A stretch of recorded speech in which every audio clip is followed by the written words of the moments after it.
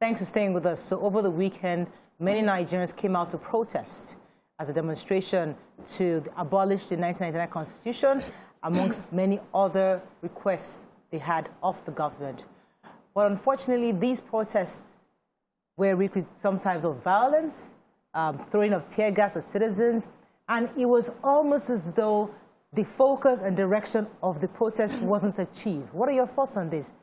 Were we able to achieve what the intention was for the protest over the weekend, or was did we totally fall short of the objectives? So, Takwe, the process over the weekend, what are your thoughts? Because, I mean, for one, when I read, I think it was a 4 or 5 point agenda that was sent out on what the protest was about, and it seemed laudable. It seemed like it was a direction of the average Nigerian, their thoughts and what we wanted the government to do.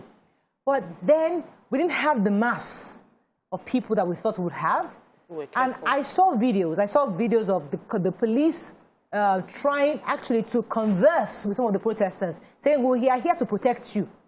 Just don't let it be taken over by hoodlums. But even with that, there's still some violence that happens. So I'm thinking, what were your own total summation of the protest over the weekend? So for me, people are scared. I was even shocked that they were able to get the number they got outside for the protest, that there was even the protest, because many people have learned that our lives don't, anything can happen. A bullet can become, they can misfire one bullet and then you hear that there was nothing that happened.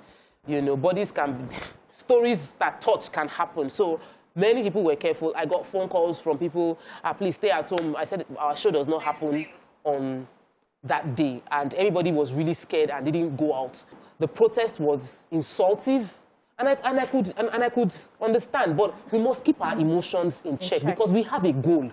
If your goal is to demand for good governance, your goal is to demand for restructuring, your goal is to demand for true federalism, your goal is to demand for access to good healthcare, remove your emotion of that they will not hear you. Put your eye on the ball. So I was hearing things like Buhari must go, and I'm wondering, there is no way you would achieve any result with that statement. Okay, we don't want this president anymore, or we don't even want this party. Me, I will do door to door. Take that initiative. See the way they did it abroad. It worked. And when they failed, they'll allow Trump out of 4 years. Nobody shouted Trump must go. They stayed the course. Yeah. So when you have a democracy, it's institutions, you know, and encouraging and defending your institutions is the best thing that can happen to any country. Yeah. Another thing that I realized with the protest is that there are many people that had good intentions, you know, that like they had their agenda.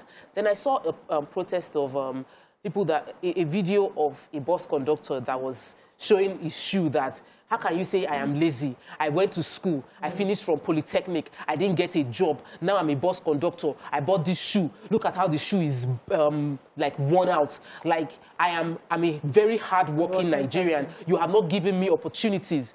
And when we approach, and that is a legitimate grievance to raise, that this government is not giving me opportunities to excel. And I believe that our government needs to create a channel to listen to the voice of the people. Yeah. I mean, there were like 14 critical demands of the protesters. Let me just bring up about 6 of them.